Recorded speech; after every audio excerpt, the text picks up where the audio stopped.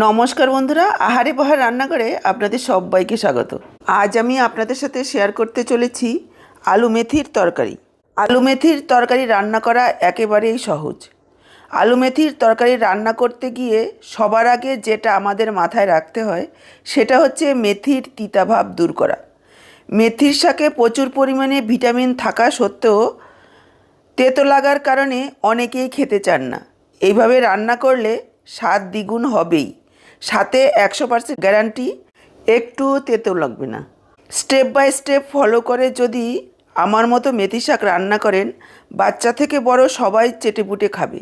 এমন একটা ঘরে থাকা মশলা ব্যবহার করব যা এর আগে আপনারা কেউই ব্যবহার করেননি। এই মশলাটা ব্যবহার করার কারণে দারুণ টেস্টি হবে খেতে।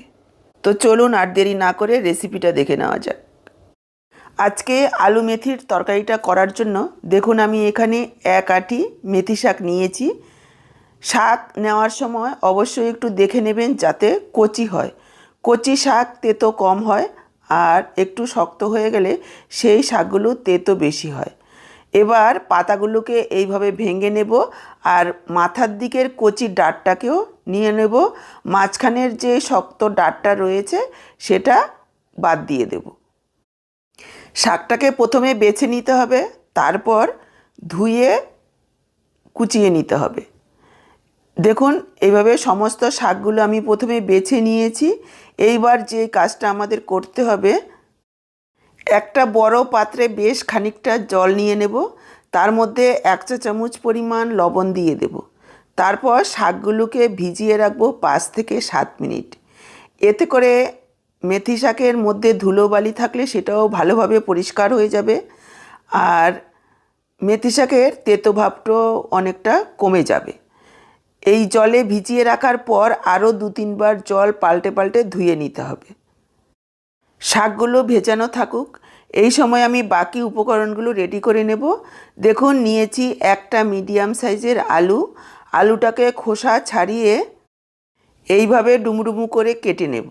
দর্শক বন্ধুরা, এখানে ছোট্ট একটা অনুরোধ, আজকের এই রেসিপিটা দেখে আপনাদের যদি ভালো লাগে অবশ্যই একটা লাইক করে ভিডিওটাকে শেয়ার করে দেবেন। ইউটিউব থেকে যদি নতুন দেখছেন চ্যানেলটাকে সাবস্ক্রাইব করবেন, আর ফেসবুক পেজ থেকে দেখে থাকলে পেজটাকে ফলো করবেন। দেখুন আমি আলুটাকে কেটে নিয়েছি, আলুটাকে ধুয়ে সাইডে সরিয়ে রেখেছি, আর এদিকে গ্যাস অন করে কড়াই বসিয়ে দিয়ে দিলাম 2 চামচ সরষের তেল। অবশ্যই সরষের তেলে রান্না করার চেষ্টা করবেন, সরষের তেলের তেতো ভাব অনেকটাই কম হয়। এবার তেল গরম হয়ে যাওয়ার পর দিয়ে দিলাম একটা শুকনো লঙ্কা, 1/2 চা চামচ গোটা জিরে, 1/4 চামচ হিং। এই হিং আর জিরের গন্ধটা দারুণ টেস্ট নিয়ে আসবে। লো ফ্লেমে কয়েক সেকেন্ড ভেজে নেব, তবে ফোড়নটাকে ভেজে একেবারে কালো করব না। দেখুন কালারটা চেঞ্জ হয়েছে। এই সময় আমি যোগ করে দিচ্ছি কেটে ধুয়ে রাখা আলু। আলুগুলোকে আমাদের প্রায় 3-4 মিনিট সময় নিয়ে ভেজে নিতে হবে, যাতে আলুগুলো ভাজা হওয়ার সাথে সাথে নরমও হয়ে যায়। এই সময় গ্যাসের ফ্লেমটাকে একেবারে লোতেই রাখতে হবে। দিয়ে দিয়েছি পরিমাণ মতো লবণ, মিশিয়ে নিয়ে ঢাকা দিয়ে রেখে দেব, আর মাঝে মাঝে ঢাকা তুলে নাড়াচাড়া করে দেব। আলুটা ঢাকা দেওয়া থাকুক, আর এদিকে নিয়েছি 6-7 কোয়া রসুন। রসুনগুলোকে কুচিয়ে নেব। রসুনের খোসা ছাড়াতে অনেকটাই আমাদের সময় লাগে, এইভাবে যদি একটু থেতো করে নেওয়া হয় তাহলে খুব সহজেই ছাড়ানো যায়। দেখুন তারপরে এইভাবে কুচি করে নিয়েছি। সাথে নিয়েছি 3টে কাঁচা লঙ্কা। কাঁচা লঙ্কাগুলোকেও এইভাবে একটু কুচি করে নিলাম। এদিকে দেখুন আলুগুলো প্রায় 50% সেদ্ধ হয়ে গেছে। এবার আমি যোগ করে দিয়েছি রসুন আর কাঁচা লঙ্কা কুচি।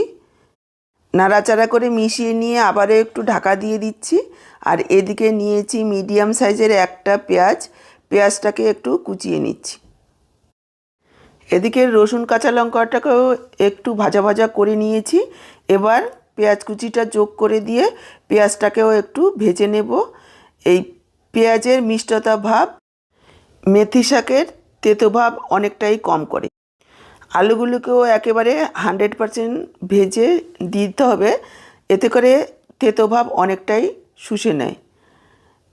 এদিকে আলু পেঁয়াজ ভাজা হতে থাকুক, আর শাকগুলোকে দেখুন কুচিয়ে নিচ্ছি, তবে একেবারে মিহি করে কুচোনোর কোনো প্রয়োজন নেই।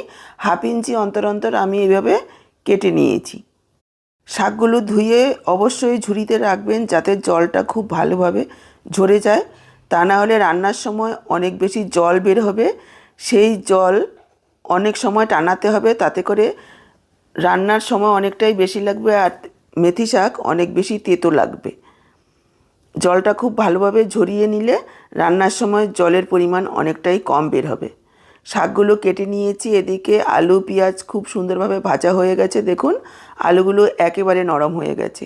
এবার আমি যোগ করে দেব কিছু গুঁড়ো মশলা, একেবারে 1/2 চা চামচের থেকেও কম পরিমাণে ধনের গুঁড়ো, সামান্য জিরের গুঁড়ো, সামান্য একটু হলুদ গুঁড়ো, একটু লাল লঙ্কার গুঁড়ো আর সামান্য একটু গরম মশলার গুঁড়ো।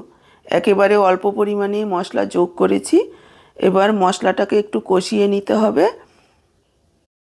মশলাটাকে মিশিয়ে নিয়ে সাথে যোগ করে দিচ্ছি কড়াইশুঁটি 2 মুঠো পরিমাণ। এখন শীতের সময় ঘরে থাকলে অবশ্যই যোগ করবেন, কড়াইশুঁটি ছাড়াও রান্নাটা করা যাবে। কড়াইশুঁটিটাকেও মশলার সাথে একটু কষিয়ে নিয়েছি। এবার আমি যোগ করে দিচ্ছি মেথি শাক, দিয়ে দিচ্ছি পরিমাণ মতো লবণ। মেথি শাক দেওয়ার পর খুব বেশি সময় রান্না করব না, জাস্ট 2 থেকে 3 মিনিট যথেষ্ট।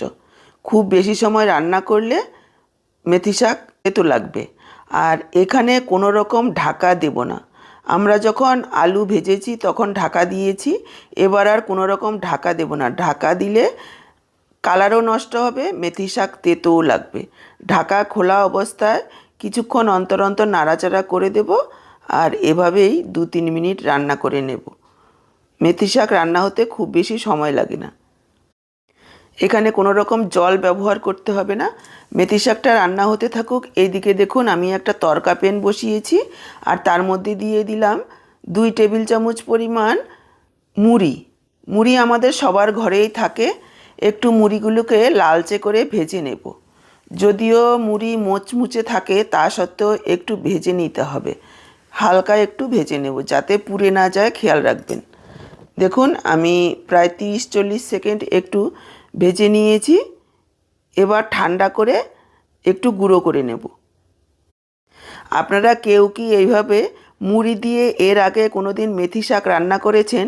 কমেন্টে অবশ্যই জানাবেন।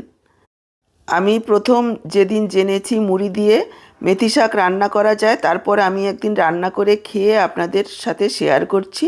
খেতে ভীষণই ভালো হয়। আমি এর আগেও একটা মেথি শাকের রেসিপি আপনাদের সাথে শেয়ার করেছি চারমগজ দিয়ে।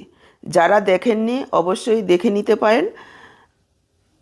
ডেসক্রিপশন বক্সে আমি লিংক দিয়ে দেব, আই বটনেও চাইলে দেখে নিতে পারেন। মুড়িটাকে গুঁড়ো করে নিয়েছি, আর সেখান থেকে আমি 2 চা চামচ যোগ করে দিয়েছি। খুব বেশি পরিমাণে যোগ করা যাবে না, তাহলে শাকগুলো একেবারে শুকনো হয়ে যাবে আর টেস্টটাও নষ্ট হবে। দিয়ে দিলাম সামান্য পরিমাণে একটু চিনি। যারা মিষ্টি খেতে ভালোবাসেন অবশ্যই যোগ করবেন, এতে টেস্টটা ভালো আসবে। চিনিটাকে গলা পর্যন্ত একটু নাড়াচাড়া করে নিলাম। এবার দিয়ে দিচ্ছি, গ্যাসটাকে অফ করে একটু পাতিলেবুর রস, জাস্ট 1 চা চামচ পরিমাণ, খুব বেশি পরিমাণে নয়। এতে চটপটা একটা টেস্ট আসবে আর তেতো বা পুরোপুরি দূর হয়ে যাবে, একটুও তেতো লাগবে না। লেবুর রসটা দিয়েও দেখুন মিশিয়ে নিলাম। ব্যাস একেবারে তৈরি হয়ে গেল দারুণ স্বাদে মেথি শাকের রেসিপি। এইভাবে রান্না করলে 100% গ্যারান্টি বাচ্চারাও চেটেপুটে খাবে, বড়রা তো খাবেই, একটুও তেতো লাগবে না। মেথি শাক তো এর আগেও আপনারা অনেক খেয়েছেন। একবার আমার এই পদ্ধতিতে রান্না করুন আর গরম গরম ভাতের সাথে খেয়ে দেখুন। খেয়ে কেমন লাগলো কমেন্টে জানাতে একদম ভুলবেন না। ভালো লাগলে লাইক করুন, ভিডিওটাকে শেয়ার করুন। ইউটিউব থেকে যদি নতুন দেখছেন, এখনও চ্যানেলটাকে সাবস্ক্রাইব করেননি, তাহলে অবশ্যই চ্যানেলটাকে সাবস্ক্রাইব করে সাথেই থাকুন এই রকমই নতুন ঘরোয়া সহজ রেসিপিগুলো পাওয়ার জন্য। আজকে এই পর্যন্ত, আবার দেখা হবে নতুন কোনো রেসিপির সাথে। সবাই ভালো থাকুন, সুস্থ থাকুন।